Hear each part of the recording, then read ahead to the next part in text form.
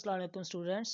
Previous lecture में हमने derivative find करने के कुछ रूल्स सीखे। आज उन्हीं रूल्स को अप्लाई करके हम एक्सरसाइज 4.3 सॉल्व करेंगे। तो देखें जी, सबसे पहले हमारे पास फंक्शन दिया हुआ है, कांस्टेंट फंक्शन है y = 120। हमें पता कांस्टेंट फंक्शन का डेरिवेटिव 0 होता है, तो इसका डेरिवेटिव 0। इसी तरह -10 कांस्टेंट है, इसका डेरिवेटिव भी क्या आ जाएगा, 0 आ जाएगा। नेक्स्ट है जी हमारे पास 4 × x⁻⁴। हमें पता किसी भी नंबर की पावर 0 हो जाए तो वो 1 के इक्वल होता है, तो x⁻⁴ = 1, 4 × 1 = 4। तो ये भी एक कांस्टेंट फंक्शन, तो इसका डेरिवेटिव भी 0। अब आप देख सकते हैं कि हमारे पास ये वाला फंक्शन आ गया x³ - 4x। तो हम क्या करेंगे, डेरिवेटिव अप्लाई करेंगे। हमें पता है कि अगर f और g दो फंक्शंस हैं, माइनस हो रहे हैं, उन पर डेरिवेटिव अप्लाई हो रहा है, ठीक है ना। तो डेरिवेटिव हम f पर भी अप्लाई कर सकते हैं, डेरिवेटिव g पर भी अप्लाई कर सकते हैं और माइनस कर देंगे। तो यही काम किया हमने, ये देखें जी, ठीक है, ये रूल हमने यूज़ किया। इसके बाद आप देख सकते हैं यहाँ पर पावर रूल आ जाएगा और यहाँ पर कांस्टेंट मल्टीपल रूल आ जाएगा, ठीक है जी। ये कांस्टेंट मल्टीपल है, ये स्टार्ट में आ जाएगा, और ये पावर रूल, पावर स्टार्ट में पावर से एक कम। तो ये देखें जी 3x² और ये कांस्टेंट बाहर। हमें पता है कि x के रिस्पेक्ट से डेरिवेटिव 1 होता है, तो 4 × 1 4, तो हमारे पास डेरिवेटिव आ गया 3x² - 4। इसी तरह ये है जी, ये क्यूब रूट है, इसको 1/3 लिख सकते हैं पावर में। जब एक ही नंबर की दो पावर्स होती हैं तो दोनों आपस में मल्टीप्लाई हो जाती हैं, तो मल्टीप्लाई करवा के हमारे पास आंसर आ गया जी फंक्शन का y = x⁻⁷/3। अब इस पर पावर रूल लगा के हम इसका डेरिवेटिव ले लेंगे। पावर स्टार्ट में पावर से एक कम, तो जिसकी पावर कम की उसका डेरिवेटिव। आप लिखना चाहें तो लिख लें, वरना ये फंक्शन के लिए ज़्यादातर इस्तेमाल होता है क्योंकि पूरा का पूरा फंक्शन का डेरिवेटिव आ सकता है। एक्स जो अकेला वेरिएबल है उसका डेरिवेटिव तो 1 ही होता है, वो चाहे आप साथ में लिखें चाहे ना लिखें, ठीक है जी। पावर स्टार्ट में पावर से एक कम, तो ये हमने लिख दिया। 7/3 - 1 हमारे पास 4/3 होता है। कैसे जी, इसका एलसीएम लेके देख लें आप लोग। एलसीएम लेंगे तो आपके पास आएगा डिनोमिनेटर में एलसीएम 3, 7 - 3, तो ये आ जाएगा 4/3। नेक्स्ट ये है जी हमारे पास, ये यहाँ पर लगेगा जी कांस्टेंट मल्टीपल रूल। यहाँ पर भी पहले कांस्टेंट मल्टीपल रूल, और ये कांस्टेंट का डेरिवेटिव 0, ठीक है जी। तो 1/2 देखें तो बाहर आ गया, यहाँ से 3 भी बाहर, तो इसका डेरिवेटिव 0। यहाँ पर पावर रूल लग जाएगा, यहाँ पर भी पावर रूल लग जाएगा, और हमारे पास ये डेरिवेटिव मौजूद है। तो ये पावर रूल इजी है, यहाँ पर भी आप इस क्वेश्चन को पावर रूल से हल करेंगे, ठीक है। क्वेश्चन नंबर 8 भी सिंपल है, पावर रूल है जी। पावर स्टार्ट में आ जाएगी हर वेरिएबल की, अकेले अकेले टर्म पे, अकेले अकेले फंक्शन पे आपके पास डेरिवेटिव अप्लाई होगा। ये थोड़ा सा डायरेक्ट कर दिया मैंने, कुछ स्टेप्स मिस कर दिए।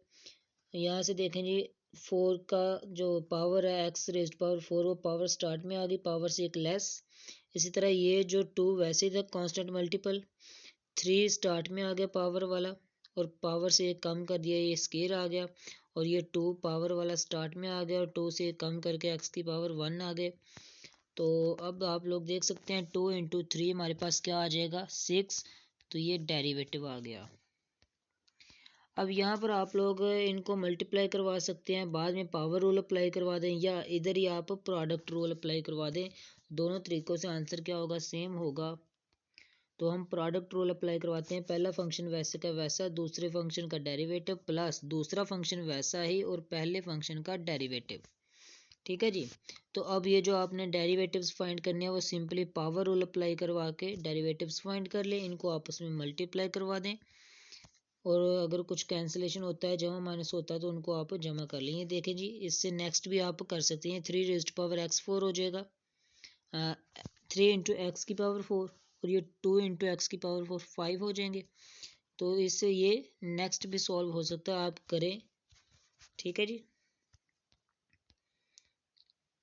अब ये वाला जी क्वेश्चन है, यहाँ पर भी आप पावर रूल अप्लाई करवा सकते हैं। पावर स्टार्ट में पावर से एक कम, ये भी पावर स्टार्ट में पावर से एक कम, तो इसको सॉल्व करेंगे तो आपके पास आंसर आ जाएगा ये वाला। अब ये पावर चूँकि नेगेटिव में, इसको आप बटे में लेके जा सकते हैं, पॉजिटिव कर सकते हैं। ये भी यहाँ पर भी प्रोडक्ट रूल है, आप इस पर वो भी मल्टीप्लाई करवा के पावर रूल भी लगा सकते हैं। ठीक होगा जी, इजी सा क्वेश्चन है ये भी। अब ये देखें जी, एक्स बटे में आ गया, वेरिएबल बटे में आ गया, तो आप क्या कर सकते हैं, या तो इस पर कोशेंट रूल लगा सकते हैं। अगर कोशेंट रूल नहीं लगाना तो इसकी पावर बटे में पॉजिटिव है, ऊपर जाके इसकी पावर नेगेटिव हो जाएगी, तो इस पर आप पावर रूल लगा लें। ठीक है जी, पावर रूल लगाया तो पावर स्टार्ट में पावर से एक कम, तो इन दोनों को मल्टीप्लाई करवाए, चूँकि ये दोनों हमारे पास कोफिशिएंट्स आ रहे हैं, तो मल्टीप्लाई करवा के -9/5। अब ये पावर नेगेटिव बटे में जाके पॉजिटिव हो जाएगी। ठीक है जी, ये वाला क्वेश्चन है जी, इस पर भी आप प्रोडक्ट रूल चाहे तो लगा सकते हैं, वरना यहाँ पर मैंने क्या किया है जी, मल्टीप्लाई करवा के एक मैंने फंक्शन बना लिया पोलिनोमियल टाइप का, और इसके ऊपर मैंने पावर रूल अप्लाई करवा के डेरिवेटिव फाइंड कर लिया। ओके जी, इस पर भी ऐसे ही कर लें आप लोग, अगर चाहें तो प्रोडक्ट रूल लगा लें, चाहे तो मल्टीप्लाई करवा के पावर रूल लगा लें, तो डेरिवेटिव आप लोगों के पास आ जाएगा। सोल्यूशन आपके सामने, इसको आप लोग खुद ट्राई कीजिएगा। यहाँ पर देखें जी, कोशेंट रूल लगा सकते हैं आप, या इस फंक्शन को ऊपर लेके चले जाएं, पावर माइनस में आ जाएगी, एक ये फंक्शन दूसरा ये फंक्शन, प्रोडक्ट रूल लग सकता है। अगर आपको वो लेंथी लगे तो आप लोग कोशेंट रूल लगा लें। यहाँ पर मैंने कोशेंट रूल यूज़ किया है। ये जो मेरे पास डिनोमिनेटर आ रहा था उसका स्केयर आ गया डिनोमिनेटर में, फिर ये जो दूसरे वाला फंक्शन है डिनोमिनेटर वाला, वो वैसे का वैसा ही, और न्यूमिनेटर का डेरिवेटिव माइनस न्यूमिनेटर वैसे का वैसा डिनोमिनेटर का डेरिवेटिव। ठीक है जी, इनको सॉल्व किया, वही power rule constant multiple rule लगा के, और ये जो हमारे पास मल्टीप्लाई हो जाएंगे। ये देखें ना, यहाँ से x2 बाहर चले जाएगा डेरिवेटिव के, और x का डेरिवेटिव 1 होता है, 2 × 1 2, और 3 का डेरिवेटिव 0 2 - 0 2, तो इसका डेरिवेटिव हमारे पास 2 आ गया। तो इनको बच्चे मल्टीप्लाई करवाया, बाद में जो कैंसिल होता है उसको कैंसिल किया, हमारे पास ये आंसर आ गया जी डेरिवेटिव का। इसी तरह ये वाला क्वेश्चन है, कोशेंट रूल लगाया जी, डिनोमिनेटर का स्केयर डिनोमिनेटर में आ गया। अब बटे के ऊपर हम क्या लिखेंगे, डिनोमिनेटर वैसे न्यूमिनेटर का डेरिवेटिव, न्यूमिनेटर वैसे डिनोमिनेटर का डेरिवेटिव, और बिटवीन क्या आ गया, माइनस आ गया। अब इनके डेरिवेटिव्स फाइंड करें, इनसे मल्टीप्लाई करवें, और जो कैंसिल चीज़ें होती हैं उनको कैंसिल करें, ऐड होने वाली चीज़ों को ऐड करें, और आपका आंसर आ जाएगा। क्वेश्चन नंबर 17, इसको भी आप कोशेंट रूल से परफॉर्म करें, इसकी आप प्रैक्टिस करें क्वेश्चन की, जहाँ से भूले वहाँ से आप देख सकते हैं। ठीक है जी, बहुत सिंपल सवाल है। डिनोमिनेटर का स्केयर आ गया, डिनोमिनेटर वैसे का वैसा ही, न्यूमिनेटर का डेरिवेटिव माइनस न्यूमिनेटर वैसे का वैसा ही, डिनोमिनेटर का डेरिवेटिव। अब जो न्यूमिनेटर का डेरिवेटिव हमने निकालना है, उस पर प्रोडक्ट रूल लगेगा। प्रोडक्ट रूल में हमने क्या किया, पहला फंक्शन वैसा ही, दूसरे फंक्शन का डेरिवेटिव जो कि 1 आया, प्लस दूसरा फंक्शन वैसे ही, पहले फंक्शन का डेरिवेटिव जो कि 2x आया। ठीक है जी, अब इनको भी हमने इस ब्रैकेट को भी सॉल्व करना है, और इनको भी आपस में मल्टीप्लाई करवाना है, बाद में इसको इस x को भी मल्टीप्लाई करवाना है, फिर हमने इनको सिंप्लीफाई कर देना है। ठीक है जी, ये सारा प्रोसेस इधर किया हुआ है, आप लोग देख सकते हैं। जो कैंसिल हो रही हैं रकमें उनको कैंसिल किया, और बाकी हमने आंसर लिख दिया है। क्वेश्चन नंबर 18 में भी आपके पास कोशेंट रूल लगेगा। यहाँ पर आप लोग कोशेंट रूल अप्लाई करवा सकते हैं। डिनोमिनेटर का स्केयर आ गया, डिनोमिनेटर वैसे ही, न्यूमिनेटर का डेरिवेटिव माइनस न्यूमिनेटर वैसे ही, डिनोमिनेटर का डेरिवेटिव। तो पावर रूल लगाएं कांस्टेंट, यहाँ पर कांस्टेंट मल्टीपल रूल लगेगा, यहाँ पर पावर रूल लग जाएगा। तो आप लोग इसको सॉल्व कर सकते हैं। अब इनको मल्टीप्लाई करवाएंगे तो हमारे पास 2x स्केयर में से 4x स्केयर माइनस होगा, तो यहाँ से -2x स्केयर, ये +2x, और ये +2। ठीक है जी, ये हमारे पास डेरिवेटिव का आंसर आ गया। 19 वाले पे भी आप लोग कोशेंट रूल अप्लाई करवाएंगे। डिनोमिनेटर का स्केयर लिया, ये देखें जी, डिनोमिनेटर वैसे ही, न्यूमिनेटर का डेरिवेटिव, न्यूमिनेटर वैसे ही, डिनोमिनेटर का डेरिवेटिव। इनको हमने सॉल्व किया, कैंसिलेशन की, और डेरिवेटिव्स फाइंड कर लिए। ओके जी, क्वेश्चन नंबर 20 है जी हमारे पास, x/1 - x स्केयर। ये भी कोशेंट रूल की मदद से हमने हल किया। अगर आप चाहें तो इसका ये जो डिनोमिनेटर है इसको ऊपर ले जाए, तो ये हो जाएगा x × 1 - x स्केयर की पावर -1। इस पर आप प्रोडक्ट रूल लगा दें, ठीक है जी, तो वैसे भी सॉल्व हो जाएगा।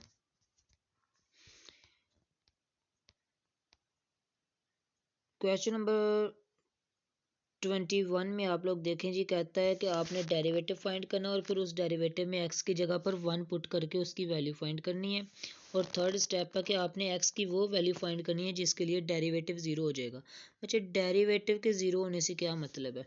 देखें जी, कोई भी कर्व है तो उसका डेरिवेटिव फाइंड होता है, यानी कि उसमें चेंज देखा जाता है कि ये कहाँ पे चेंज हो रही है। यानी कि अगर उसका डेरिवेटिव एग्जिस्ट करता है तो वो कर्व अपनी डायरेक्शन चेंज करेगी, ठीक है ना। अगर उसका डेरिवेटिव ज़ीरो होता है तो उस कर्व में कोई चेंज नहीं आ रहा। ओके, जो हमारे पास ग्राफ बनेगा उस ग्राफ में कोई चेंज नहीं आ रहा। अगर तो उसमें चेंज आएगा तो उसका डेरिवेटिव ज़ीरो नहीं होगा। अगर डेरिवेटिव ज़ीरो है तो चेंज कोई नहीं है। तो ये चीज़ है कि हमने एक्स की वो वैल्यू फाइंड करनी है जिसके लिए उस फंक्शन में या उस ग्राफ में कोई चेंज नहीं आएगा। अब देखें जी, यहाँ से पहले तो इसका डेरिवेटिव फाइंड कर लिया। आप कोई सा भी मेथड लगा के पावर रूल लगेगा इधर, तो डेरिवेटिव ये आ गया। अब यहाँ पर हमने 1 पुट किया तो आंसर आया 20। अब हमने चेक करना है कि अगर डेरिवेटिव ज़ीरो होता है तो एक्स का आंसर क्या आता है, यानी कि एक्स के किस आंसर के लिए डेरिवेटिव ज़ीरो होगा। दोनों तरीक़ों से ये आंसर ठीक है। तो जब हमने डेरिवेटिव जो कि ये हमारे पास आंसर आ चुका है, इसको ज़ीरो के इक्वल लेट किया है तो हमारे पास एक्स की वैल्यू क्या है, ज़ीरो। तो इसका मतलब जो हमारे पास ग्राफ बनेगा इसका, इस फंक्शन का ग्राफ बनेगा, वो एक्स इक्वल ज़ीरो पे चेंज नहीं हो रहा होगा। ना तो वो वहाँ पर इंक्रीज़ हो रहा होगा, ना तो वो वहाँ पर डिक्रीज़ हो रहा होगा। ठीक है जी, ये इंक्रीज़ और डिक्रीज़ वाला जो टाइप्स है, टॉपिक्स है, ये भी हम नेक्स्ट लेक्चर में सीखेंगे। अब देखा जाए तो यहाँ से एफ ऑफ एक्स दिया हुआ है हमें, ये वाला फंक्शन, इसका डेरिवेटिव आप लोग पावर रूल लगा के फाइंड करें। फिर इसको आप क्या करेंगे, यहाँ से 1 पुट करेंगे, 1 पुट करके इसकी वैल्यू निकालेंगे। अब आपने ये वाला जो डेरिवेटिव फाइंड किया हुआ है जिसको हाईलाइट किया जा रहा है, इसको आपने ज़ीरो के इक्वल पुट करके यहाँ से एक्स की वैल्यू निकालनी है। सिंपल इतना सा काम करना है जो कि 1 की आंसर आएगा। 23 वाले क्वेश्चन में भी आपने ऐसे ही करना है, डेरिवेटिव फाइंड किया, 1 पुट किया, उसका आंसर निकाला। बाद में आपने उसको डेरिवेटिव को ज़ीरो के इक्वल पुट करके वहाँ से एक्स की वैल्यू निकालनी है। तीन स्टेप्स में इसका काम मुकम्मल हो जाता है। ठीक है जी। अब 24 वाले क्वेश्चन में है जी कि हमने इसका डेरिवेटिव फाइंड किया, डेरिवेटिव आया -1/x²। एक्स की जगह पे 1 पुट किया, उसका आंसर आया -1। अब डेरिवेटिव को ज़ीरो के इक्वल पुट करके एक्स की वैल्यू निकाल ली। तो देखें, अगर हम डेरिवेटिव को ज़ीरो के इक्वल पुट करते हैं तो ये बटे वाला जो एक्स स्क्वायर है दूसरी साइड पे जाकर मल्टीप्लाई होगा, तो -1 इक्वल नहीं होता ज़ीरो के। ठीक है जी, इसे आप रहने दें। जब ये है कि एक्स स्क्वायर उधर ज़ीरो से मल्टीप्लाई हो रहा है तो आंसर ज़ीरो ही आएगा। तो -1 जो होता है वो ज़ीरो के इक्वल नहीं होता, ये तो सेटिस्फाई ही नहीं करे। जब एक्स ही नहीं आ रहा है इसमें, यही ज़ीरो हो गया, तो हमारे पास सोल्यूशन किसका आएगा, तो इसका सोल्यूशन ही एग्जिस्ट नहीं करता, एक्स की वैल्यू हम फाइंड नहीं कर सकते। अब यहाँ से देखें 25 वाले क्वेश्चन में इसका डेरिवेटिव कोशेंट रूल लगा के अगर आप फाइंड करेंगे तो आपके पास डेरिवेटिव आ जाएगा। ये आप सोल्यूशन देख सकते हैं बच्चे कोशेंट रूल से, वीडियो को पॉज करके। हमारे पास ये डेरिवेटिव आ गया जी। अब इस डेरिवेटिव में x इक्वल टू 1 पुट करेंगे तो हमारे पास ये इसकी वैल्यू आ जाएगी। अब हमने इस वाले डेरिवेटिव को ज़ीरो के इक्वल पुट करके यहाँ से x की वैल्यू निकालनी है। तो जब ये ज़ीरो होगा, ये डिवाइड हो रहा है, उधर जाकर मल्टीप्लाई होगा, और ये मल्टीप्लाई हो रहा है, उधर जाकर डिवाइड होगा, तो आंसर ज़ीरो। या आप इस तरह से भी कह सकते हैं कि ये हमारे पास इसमें भी वेरिएबल आ रहा है, इसमें भी वेरिएबल, इन दोनों का प्रोडक्ट ज़ीरो है, तो या तो ये ज़ीरो होगा या फिर ये फैक्टर ज़ीरो होगा। अगर 16x³ ज़ीरो होगा तो हमारे पास x का आंसर फिर भी ज़ीरो है, और अगर 16 - 3x ज़ीरो होगा तो x का आंसर हमारे पास 16/3 आ गया। इसका ये मतलब है कि हमारे पास जो डेरिवेटिव होगा वो ज़ीरो किन पॉइंट्स पे होगा, या तो x इक्वल ज़ीरो पे ज़ीरो होगा, या फिर x इक्वल 16/3 पे वो डेरिवेटिव ज़ीरो होगा। यानी कि उस के ग्राफ में चेंज नहीं आएगा x इक्वल टू ज़ीरो पे और x इक्वल टू 16.3 पे। ठीक है जी। अब लास्ट वाला क्वेश्चन है जी हमारे पास, इस फंक्शन का आप डेरिवेटिव फाइंड करेंगे। डेरिवेटिव ये आए, यहाँ पर 1 पुट करेंगे -4 आंसर। अब डेरिवेटिव को इसी वाले को 0 के इक्वल पुट किया तो आंसर 8 आ गया। तो ये हमारा क्वेश्चन कंप्लीट हो गया। उम्मीद है आज के लेक्चर की आप लोगों को अच्छे से समझ आई होगी। नेक्स्ट लेक्चर तक के लिए इजाज़त दीजिए। अल्लाह हाफिज़।